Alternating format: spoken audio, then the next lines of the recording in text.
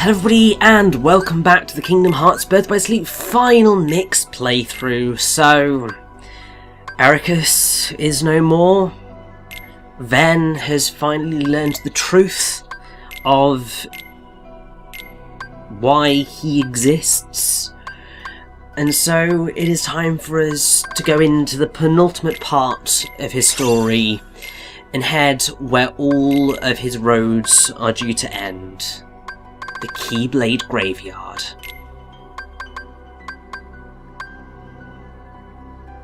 And, please, can I try and use Salvation at some point? It'd be quite nice. I'd quite like that. Because I'm sure that'd be quite a cool move. And, ooh, we've got a rare command there. It's not a common thing to happen. Because obviously what occurs is that sometimes it'll just randomly transform into a shot lock. Sometimes it'll magically transform into other more powerful moves. It does vary quite a lot. But it just further goes to the depth of the command melding system, because you can get some really cool effects out of it.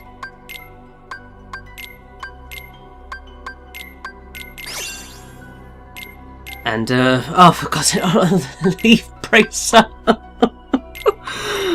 Oh, you'd think I'd learn, but clearly not. But that said, all we need to do is make sure we've got that Kiraga in, because a Lucky Strike's always just going to help a little bit at least.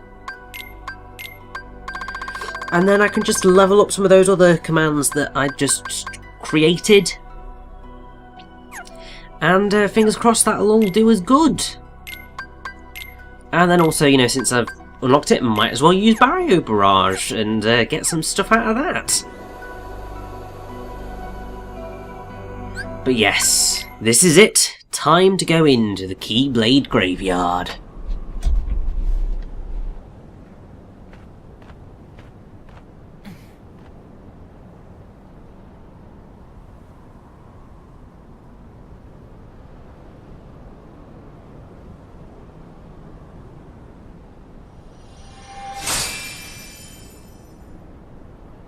Friends forever.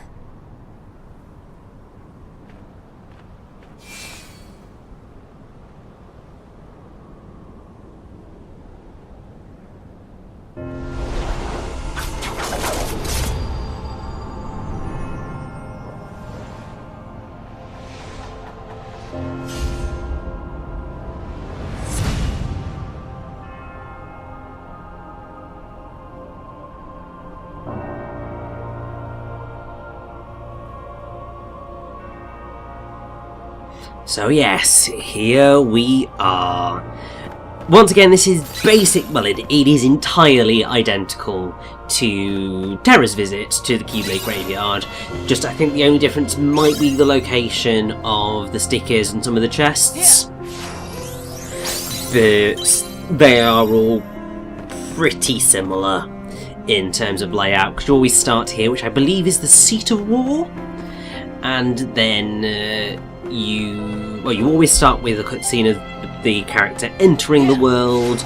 You always have them in this location. There's always maybe one chest or so in the general vicinity. Then you go to Twister Trench, where there's all the twisters. It's a lot easier to get through here without actually ending up in a battle with Ven than I would say any other character, because Super Glide is just an absolute amazing godsend for achieving those sorts of things. But other than that, it's pretty similar.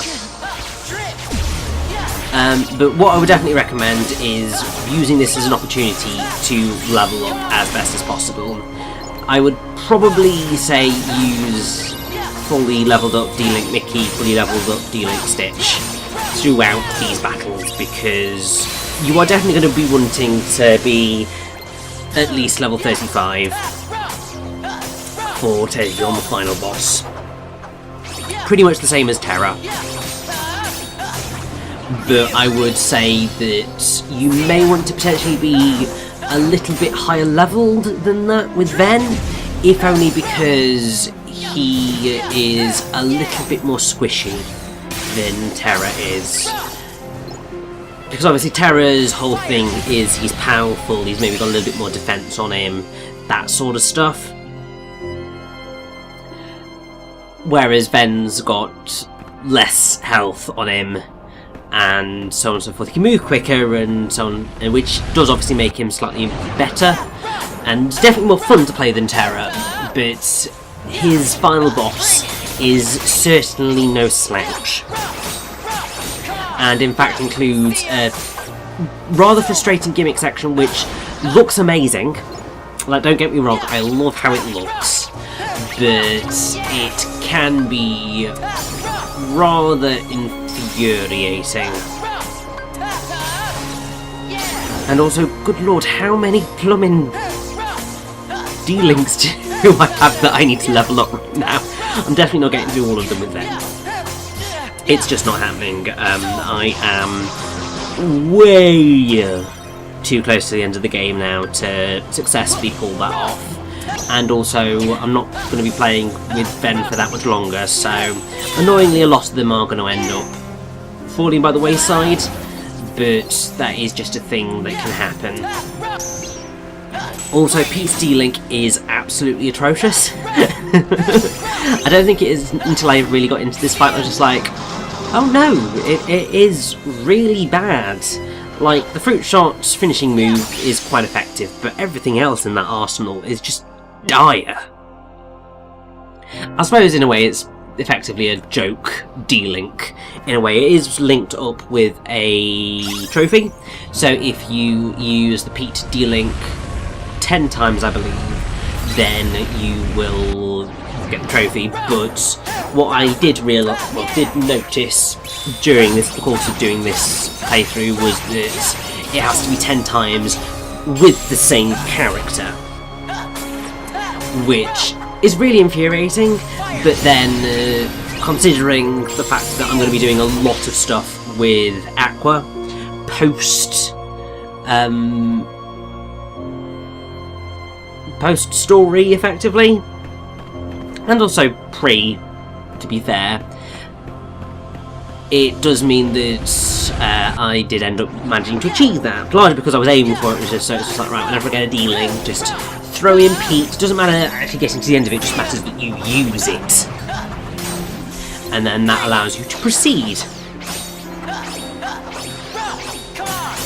And I have to say, I really do love Ars Arcanum as a move. It's great fun. It's the same as Sonic Blade.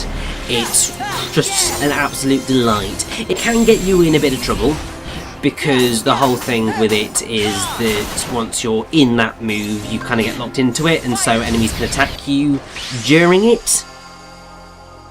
Which does mean that it's not necessarily the best move for taking in to the final boss.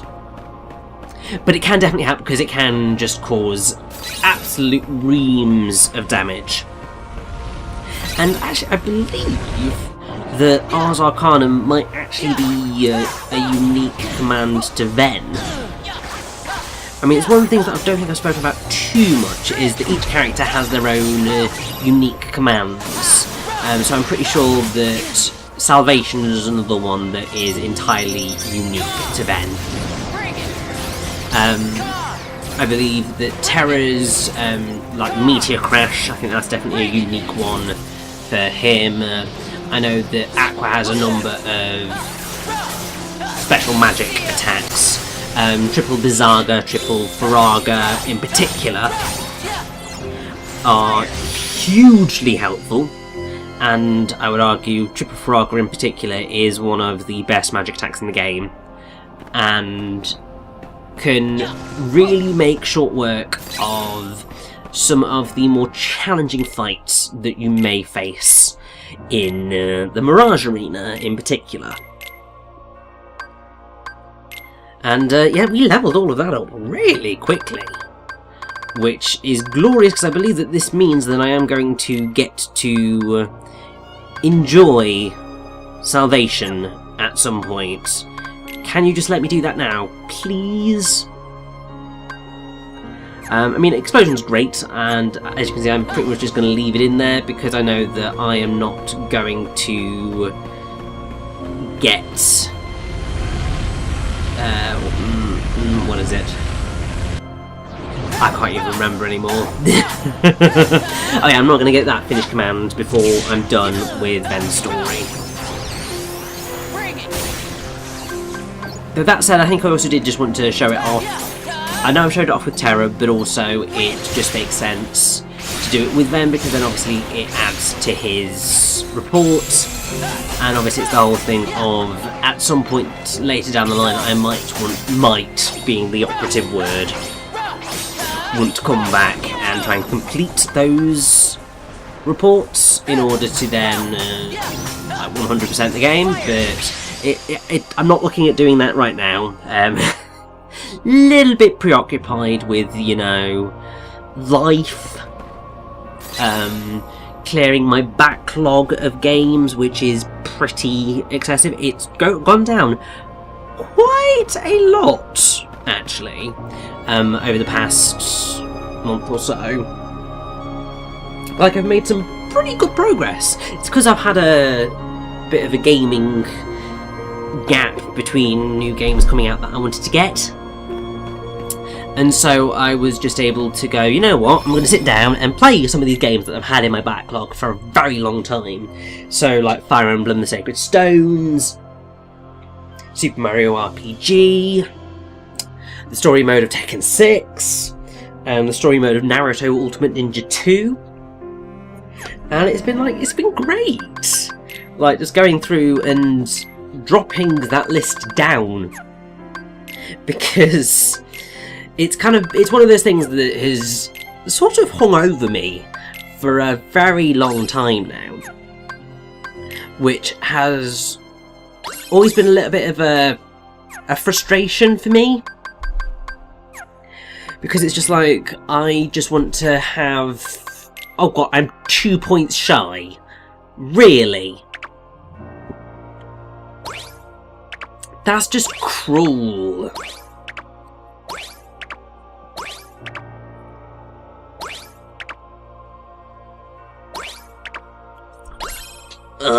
Well, obviously I'm going to faff about until I get this right. But yes, I am very much I am a completer. I like to complete things, and so it frustrates me when I have things that I have bought that I haven't necessarily experienced to the fullest. It doesn't necessarily mean that I have to complete every single game I play, because for some of them, I'm not physically able to do that. I am not a good enough gamer in some of those instances. But also, just in general,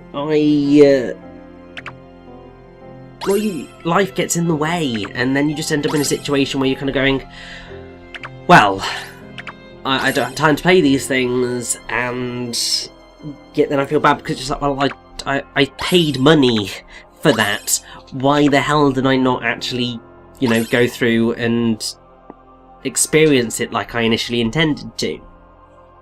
And obviously, as I said, in some instances the reason that occurs is because life gets in the way, or, as has happened numerous times for me, like I had gotten them with the intention of playing them, and then other games came out quite close to it, or I was recording a game for the channel, and it just ended up in a situation where it just got left by the wayside. I mean, that's pretty much what occurred to Tokyo Mirage Sessions Sharp FE, because it was just like, right, I need the time to sit down for like a 50-hour long RPG, and I've not quite reached the point where I feel I can do that yet. At least one that's not brand new, and you know I'm specifically sitting down with the express purpose of doing that. I might have time this year, potentially, which will be great. I'd love to be able to do that, because I've not really got a whole lot going on after... Well, I've got stuff going on, but there's not many games coming out after... for me, anyway, Crash Bandicoot Insane trilogy on the Switch until September. So I've got kind of most of July and all of August in which nothing's really going on in terms of gaming. And in addition to that, while I've got 1 week where I'm off, I'll be doing Segathon stuff obviously, but other stuff can happen in and around that, so I've got a week there. And also, because of how long this playthrough is, I mean, we are getting to the end of Ven's story, but we're actually only about halfway through. This playthrough is going to take me up to the end of August. So, while that does mean that at some point during August I'm going to have to record my next game and get on with it, it does mean that I've just got a little bit of time to breathe and just enjoy myself, really, and that's always great, and really that's what we should all be doing, is just enjoying ourselves, having fun, and for the love of God, can I just get this bloody sticker album complete?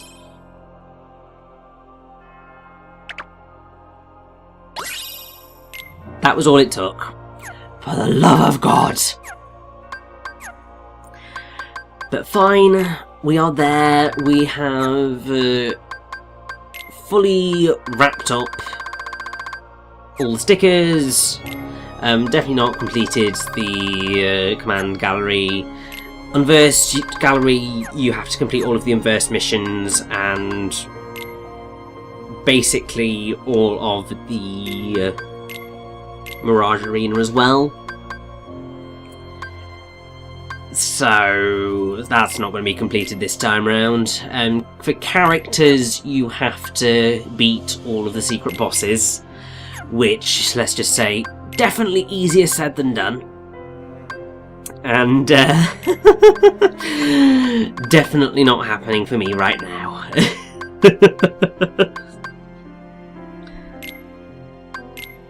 And come on, you're finally going to shove Salvation in there. Come on. You can do this. Put Salvation in there. I want to see its gloriousness.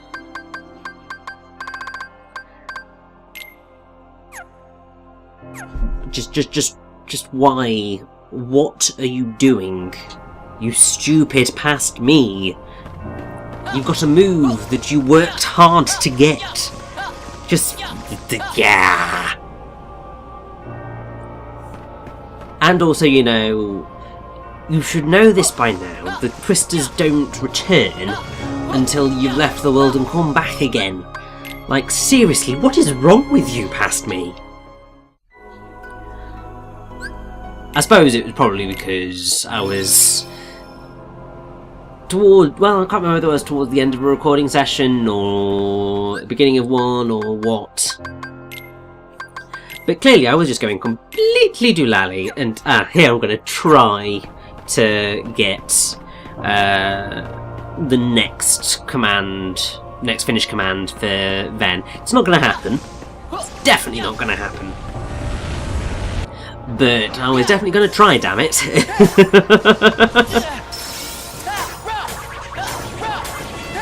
And also, bit of D-Link levelling up as well whilst I'm at it. Once again, really, I should just be using Stitch and Mickey. But once again, past me did not necessarily make the smartest of decisions in terms of trying to level up quickly, and Jesus wept! That was not fun. And at this moment I'm just going, oh god, oh god, oh god, don't die, don't die, don't die, nobody get me, nobody get me, nobody get me, for the love of God, don't touch me, don't touch me, don't touch me. And then it was like, and breathe. I don't think I was expecting to get that badly hurt during one of these fights. I mean, really, in the grand scheme of things, these are not that challenging fights. Obviously, as I've said before, they're not that horrendous in the grand scheme of things. They can potentially, you know, get a little bit dangerous, but they're not really the worst things in the world. I mean, especially if you've got Mega Flare as well, you just end up decimating them.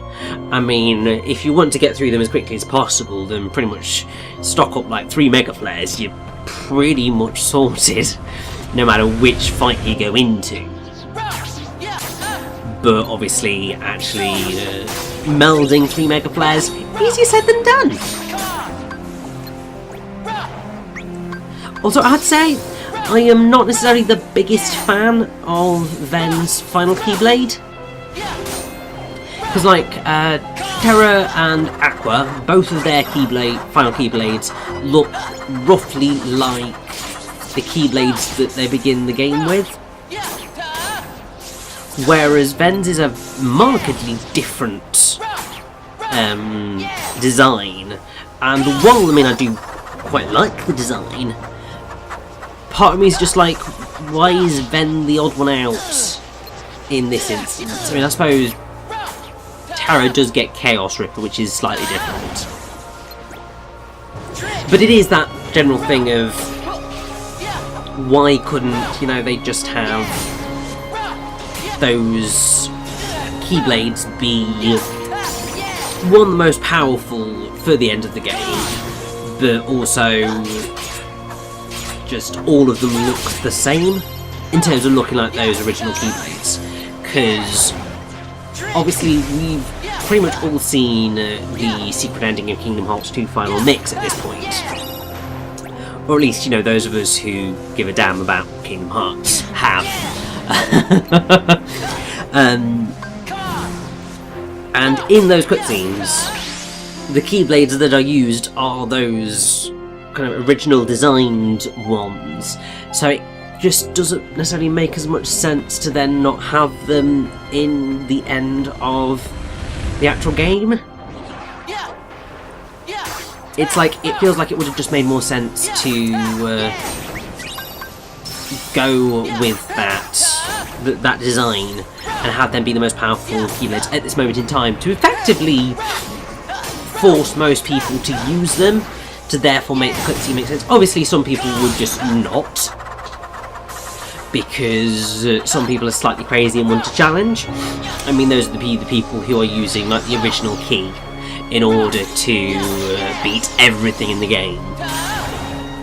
But that's for them to decide whether they want to do that. But it in me just makes more sense, I feel, to do the whole going from a different option. And bloody hell, that was a lot of hits on Swordbill.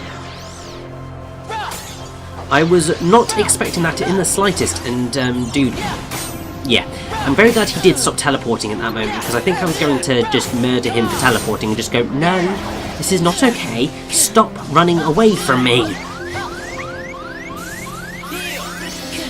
And once again, I do wish that more of the D-Links perhaps had healing moves on them, because it does make it just a little bit more difficult to bear with them when you end up getting in trouble, because it's just like, right, this D-Link is sucking incredibly badly, and so I will drop out of it and then come back in, and it's just like, well, not entirely sure.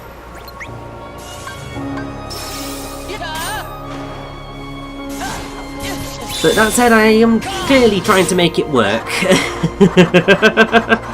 It's not necessarily being entirely successful. But hey, this is the sort of thing that happens when you get to the end of an area where you're just trying to level up and you have a ridiculous number of, well, a ridiculous amount of experience points to gain. But we've leveled up P-Pan's D-Link fully now, so at least that means I get rid of him at this point in time. Doesn't mean that it makes this particular bit of the fight any nicer, because these guys just jumping out of my way, it's a nightmare. But hey, we do get a very short barrel roll there, which I don't think was actually a proper barrel roll. Because a barrel roll is moving forward and, gosh no, it's moving in a spiral like a barrel. Going forward, going up and over yourself, I think will be a somersault. And good, finally, there is a bit of logic in my brain. Use Stitch, you crazy person.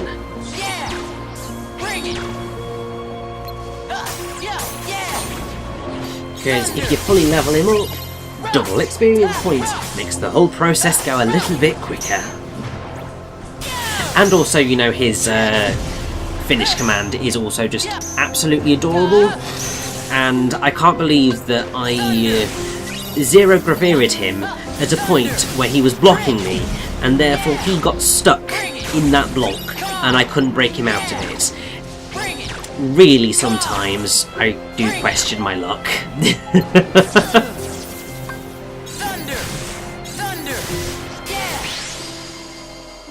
And at some point I feel like I will have ended up in one of these twister fights and the star will appear just as I am getting forced out of the battle. Like, I can see that happening from a mile off at some point. I think I've either just been incredibly lucky to not have it happen so far, or I just haven't noticed it happening. Which in both instances is probably for the best.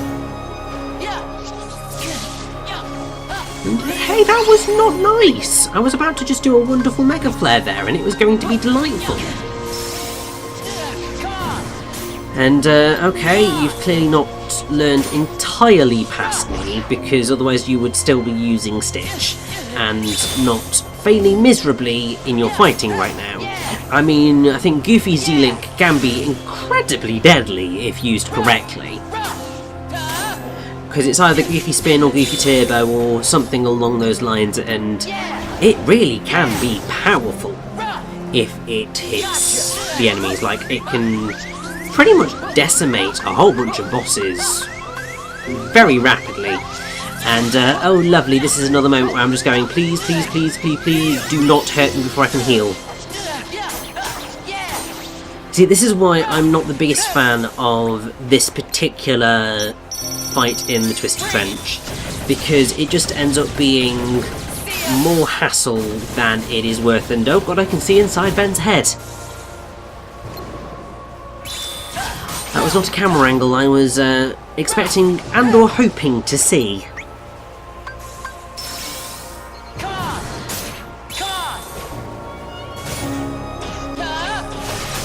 And once again, like, this is not going phenomenally well for me, but I have gotten up to level 35, so that is definitely a positive and definitely puts me in a better position for taking on the final boss of Ven's story. It doesn't mean it's going to make it ridiculously easy. I would say for that you'd probably want to be about level 40 to make your life a lot easier. But as you can imagine, I am relatively impatient, and also perhaps a little bit cocky of my abilities. And yes, at this point I'm just going, you know what, I'm definitely not getting that final ability. And also I'm reaching the point where Mega Flare is not going to do me much good in the final boss fight, so I just thought, you know what? Let's finally use Salvation and see exactly how glorious it is. And really, I mean, it is quite glorious. It's probably one of my favourite commands in the game. It's not necessarily entirely useful in every single situation, but hey, it looks cool and it can work, so I will definitely take that. So yeah, that's what it does. As I said, generally pretty useless for the final boss fight that we're going to go into, but damn if it doesn't look good.